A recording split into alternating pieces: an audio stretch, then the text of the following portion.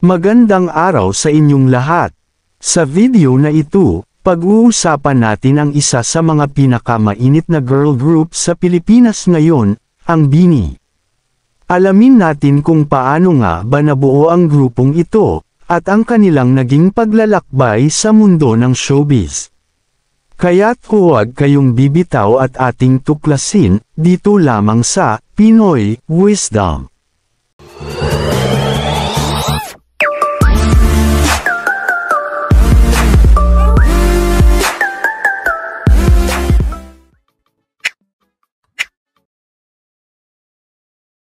Ang BINI ay isang proyekto ng ABS-CBN sa ilalim ng kanilang talent agency na Star Hunt Academy. Ang layunin ng proyekto ay makabuo ng isang world-class girl group na magbibigay dangal sa bansa sa larangan ng musika at sayaw. Nagsimula ang lahat noong 2018, nang magsagawa ang Star Hunt Academy ng auditions upang makahanap ng mga potential trainees. Matapos ang masusing proseso ng auditions, 8 kababaihan ang napiling maging bahagi ng training program.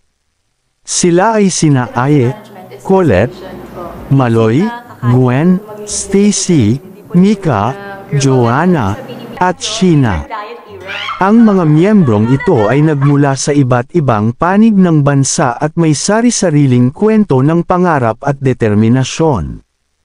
Bilang trainees, ang BINI ay sumailalim sa matinding pagsasanay na tumagal ng halos 2 taon. Sa ilalim ng gabay ng mga Korean at Pinoy mentors, pinagbuti nila ang kanilang talento sa pag-awit, pagsayaw, at pagpe-perform.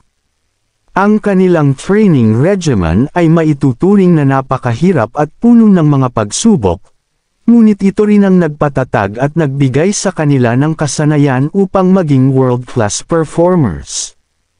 Noong November 2020, opisyal na ipinakilala ang BINI sa publiko sa pamamagitan ng kanilang pre-debut single na The Coconut Knot.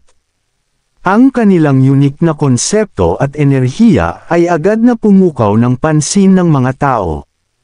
Pero ang tunay na tagumpay ay dumating noong June 2021 nang ilabas nila ang kanilang debut single na Born to Win. Ang kantang ito ay sumasalamin sa kanilang journey at determinasyon na magtagumpay sa kabila ng mga hamon.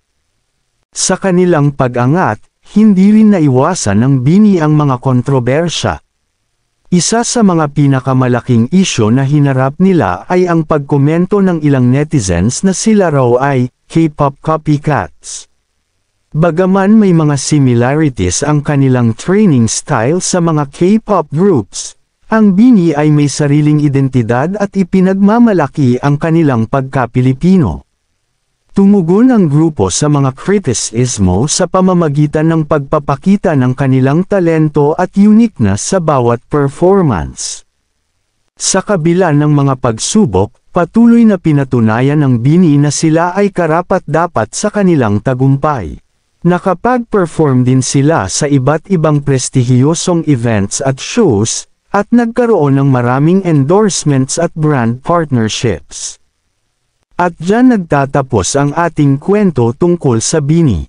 Mula sa kanilang simpleng simula bilang trainees, hanggang sa kanilang kasalukuyang estado bilang isa sa pinakasikat na girl group sa Pilipinas, tunay na kahanga-hanga ang kanilang paglalakbay. Patuloy nating suportahan ang BINI sa kanilang mga susunod pang music albums. Maraming salamat sa panunood. At hanggang sa muli, dito lamang sa Pinoy Wisdom.